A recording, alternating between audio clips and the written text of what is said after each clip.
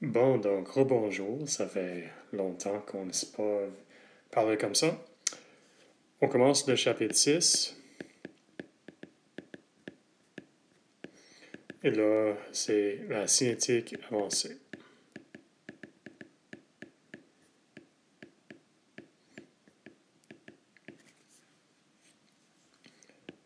Dans ce chapitre, on va considérer directement les mécanismes de réaction.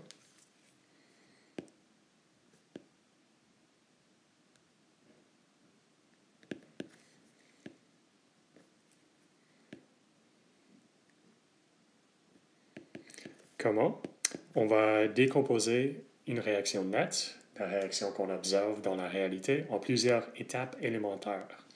Chaque étape élémentaire ne peut pas être subdivisée encore, et chaque étape élémentaire donne une contribution à la loi de vitesse. Donc, on décompose.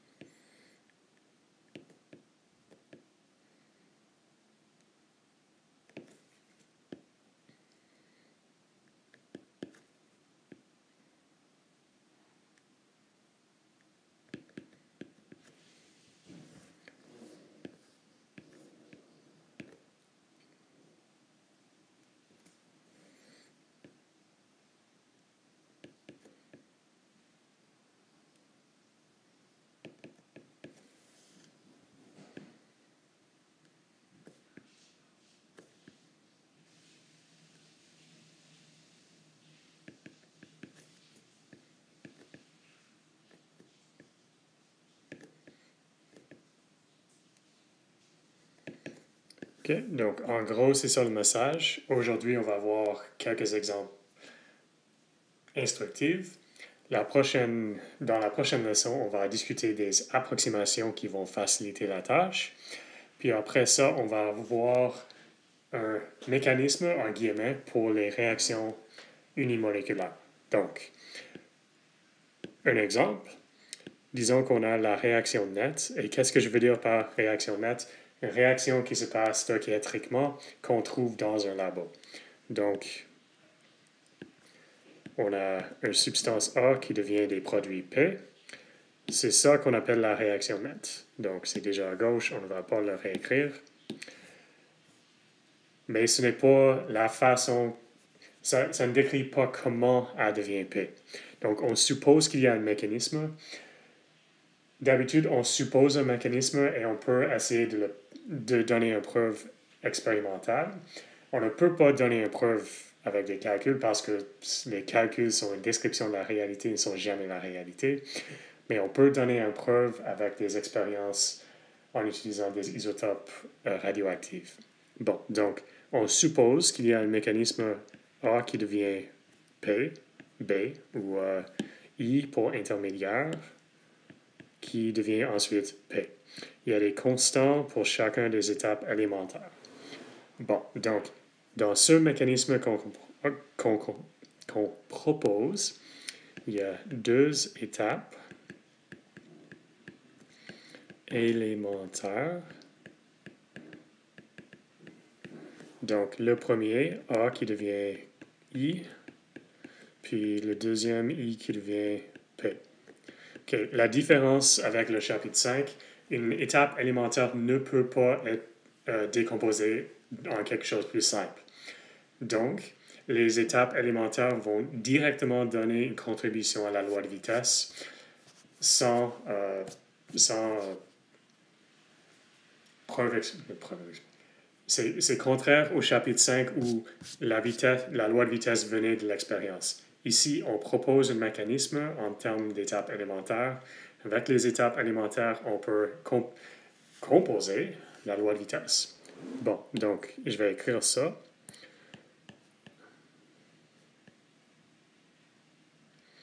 Juste pour le donner une définition, une réaction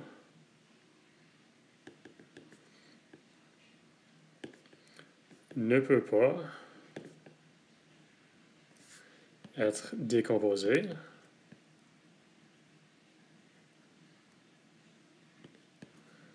en réaction plus simple.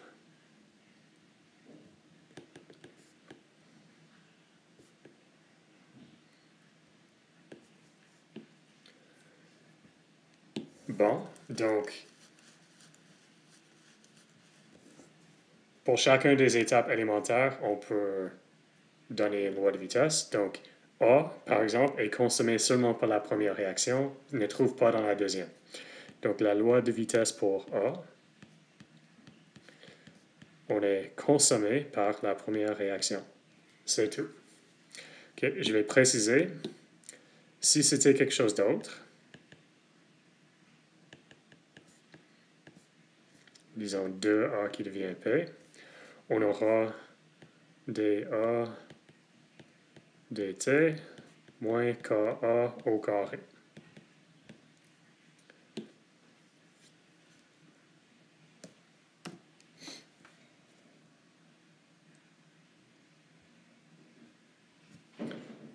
Bon, donc la loi de vitesse pour A, c'est assez simple, on peut l'intégrer. On sait la forme déjà, c'est une réaction de premier ordre. Donc la concentration de A en tout temps, c'est A0 exponentielle moins KA. On l'a déjà vu.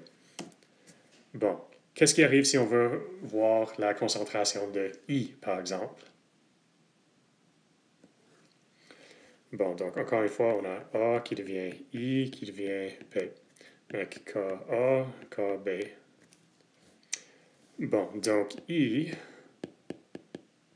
est un produit de la première réaction. Donc, on a une augmentation de la concentration de I avec Ka fois A. Puis c'est consommé par la deuxième réaction. Donc, on a une diminution comme ça. Là, on vient de dire que la concentration de A en tout temps, c'est A0 exponentielle KAT. Donc, pour I, on va trouver une forme qu'on a vue au chapitre 5. Donc,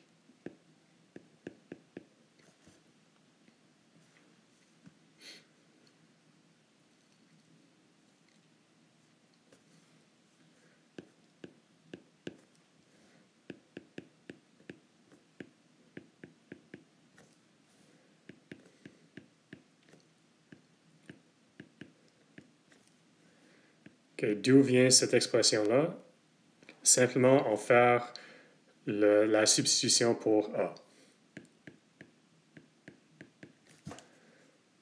Okay. Donc, lundi, je vous ai dit qu'une équation comme ça s'appelle une équation différentielle ordinaire premier ordre, de premier ordre, linéaire. Si on avait plus de temps dans le cours, s'il n'y avait pas une grève, peut-être j'expliquerais comment résoudre ce type d'équation-là. La forme générale, c'est y' plus une fonction de t fois y. Okay, on va juste... On oublie le y. Disons di dt plus pt fois i. C'est égal à une fonction de t. Donc, la fonction qu'on cherche, c'est la concentration de i. On a une équation impliquant son dérivé avec le temps, sa valeur, la concentration de i, et deux fonctions de t qui ne dépendent pas de i, soit pt et qt. Donc, ça, c'est la forme générale de cette équation-là. Je vous ai dit lundi qu'on multiplie cette équation par un facteur magique et ça devient facile. D'habitude, j'explique comment, mais ce n'est pas quelque chose que vous allez porter avec vous, donc on va l'éviter cette fois-ci. Cependant, on peut le régler, on peut le résoudre, et la réponse dans ce cas particulier, c'est que la concentration de I, c'est Ka, Kb, moins Ka, A0, puis là on a deux exponentielles.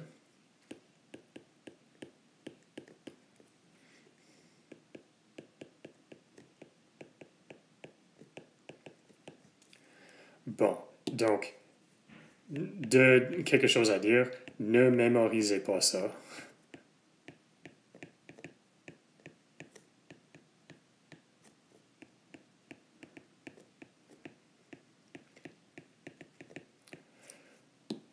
On le montre pour quelques raisons. La première, c'est pour vous dire qu'en général, dans ce cas-là, on peut le résoudre. Cependant, on voit que ça devient de plus en plus compliqué. Donc, dans la prochaine leçon, on va voir des approximations qui vont faciliter la tâche. Bon, donc il y a deux contributions. Le premier représente la première réaction. On voit avec ces contributions-là, on a un signe positif. Donc, le résultat de ce terme-là est une augmentation de la concentration de I. Et celle-là, qui porte un signe négatif, donc représente la deuxième réaction, qui va porter une diminution de la concentration de I.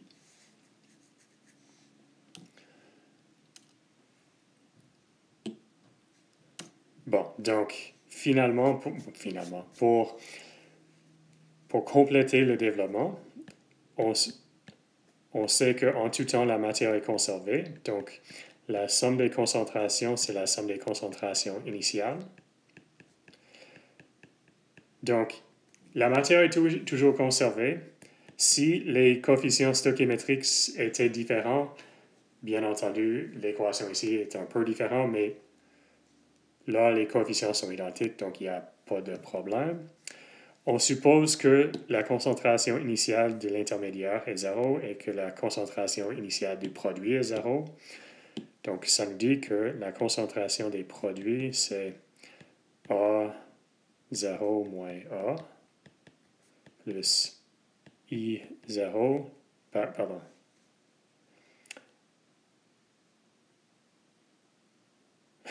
Il y a une faute dans mes notes antérieures. Bon. Moins I. Là, c'est une forme correcte. En sachant les concentrations de A et I, ce qu'on a, on peut écrire la concentration de P en tout temps. Donc, A0, un constant. Concentration de A, on le sait. Puis concentration de I, on le sait. Donc, finalement, ça devient... Et vous n'êtes pas responsable pour ce développement-là, je vous le dis.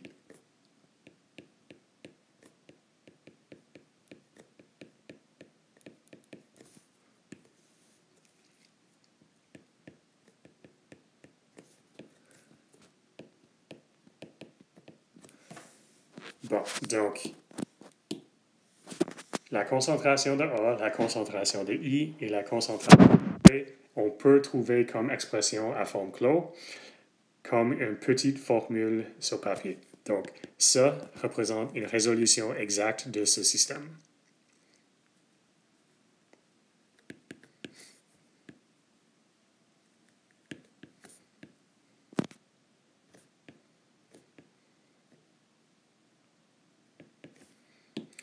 Si on veut regarder les concentrations comme fonction de temps, on a une concentration A initiale qui, si on se rappelle, c'était A0 exponentielle moins KAT. Donc, on a une diminution exponentielle, quelque chose comme ça. Ensuite, on a I qui commence à 0. On a une augmentation, puis à un moment donné, on a une diminution vers 0. Donc, ça, c'est la concentration de I. Pourquoi est-ce qu'il y a une augmentation suivie d'une diminution? Parce qu'il y a une exponentielle qui augmente, puis une exponentielle qui décroît.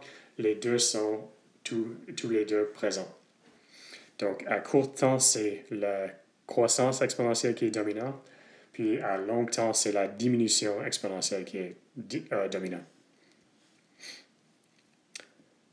Bon, finalement, on a les produits qui vont quelque chose comme ça. Donc, vous voyez qu'ici, il y a un point où on a un maximum. La tangente à cette courbe est plat. Donc, il y a un point à laquelle le taux de formation de I est égal à 0.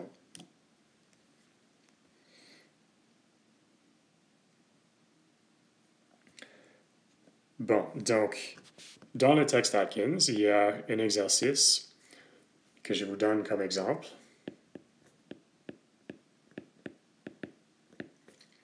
Donc, Atkins et de Paula, le texte chimie physique. On a une séquence de réactions A qui devient B, qui devient des produits. Le produit de cette réaction est inutile. Donc, ce qu'on veut, c'est l'intermédiaire. Donc, encore une fois, on a deux constants de vitesse. Donc, le produit P est inutile, B est désiré, donc on veut maximiser B.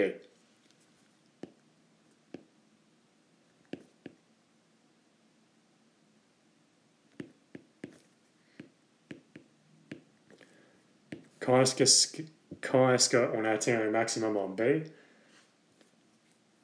C'est ce point-là où le dérivé de la concentration de B avec le temps est 0.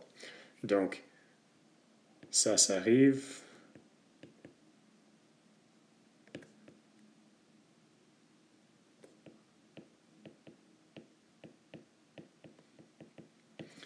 bon. On sait la concentration de B en tout temps.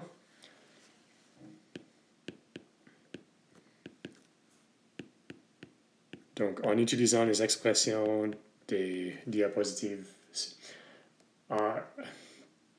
qu'on vient de voir, en substituant B pour I,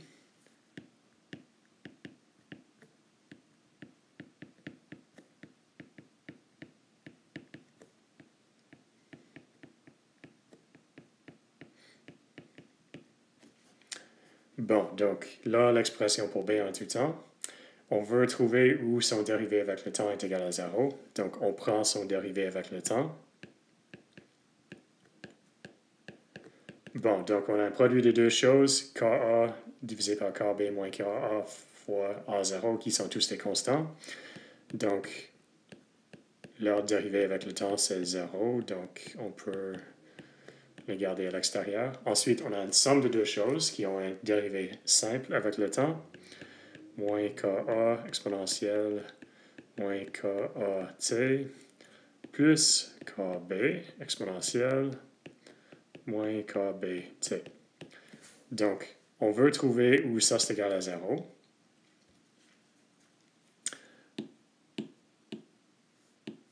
Comme on a un facteur commun, on peut le mettre à droite et l'oublier. Donc, ce facteur-là ne contribue pas quand le dérivé est égal à 0. Donc, ça nous donne que 0 est égal à moins Ka exponentielle moins Kat plus Kb exponentielle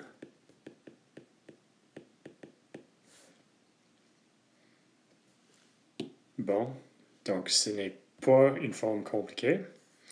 On a ensuite K, donc il faut que ce qui est en parenthèse est égal à 0. Donc, on peut réarranger. Les deux choses sont égaux.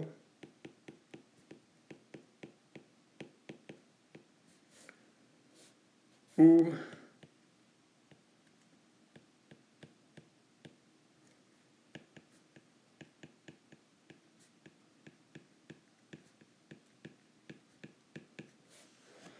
okay. Là, c'est bon de se rappeler qu'est-ce qu'on cherche. On cherche le temps à laquelle le premier dérivé de b avec t est égal à 0.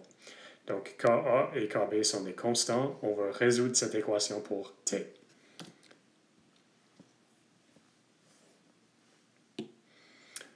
Bon, donc on a des exponentielles. Donc, pour résoudre, on prend le logarithme.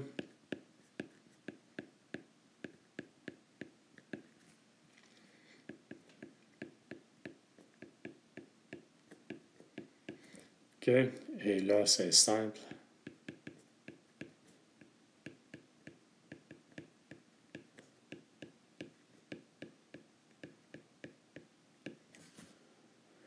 Bon, donc, encore une fois, ce que ça représente, le temps auquel le premier dérivé de la concentration de B avec T égale à 0.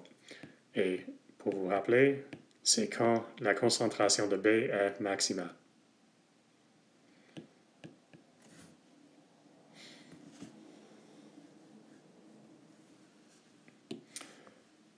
Bon, donc là, on a suivi un raisonnement. On a regardé une chaîne de 2 réactions, puis on a résolu exactement la forme des concentrations de toutes les espèces en tout temps. En principe, avec le même raisonnement,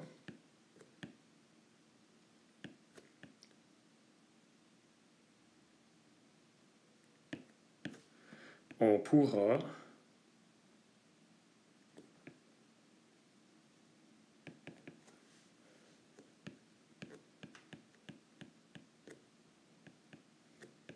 disons qu'on a une chaîne plus longue de réactions. B, pardon.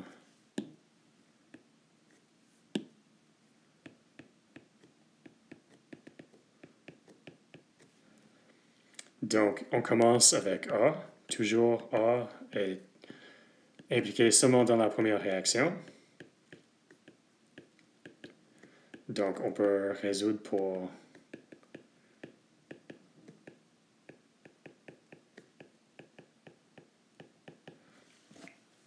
en utilisant ça, on peut écrire l'équation, la loi de vitesse pour B et le résoudre en termes de ce comme on vient de faire.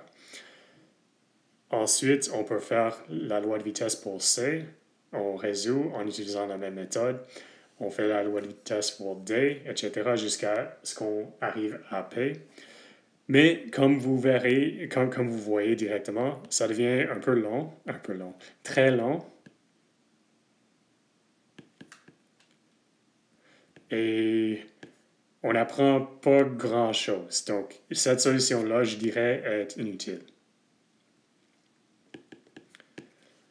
Donc, la façon qu'on ira dans la prochaine leçon, c'est on va utiliser des approximations qui vont beaucoup simplifier la vie sans vraiment changer les conclusions. En principe, il y a des résultats qui sont... Il y a des cas qui ne sont pas bien traités, mais ils ne sont pas les cas qui arrivent dans la vraie vie.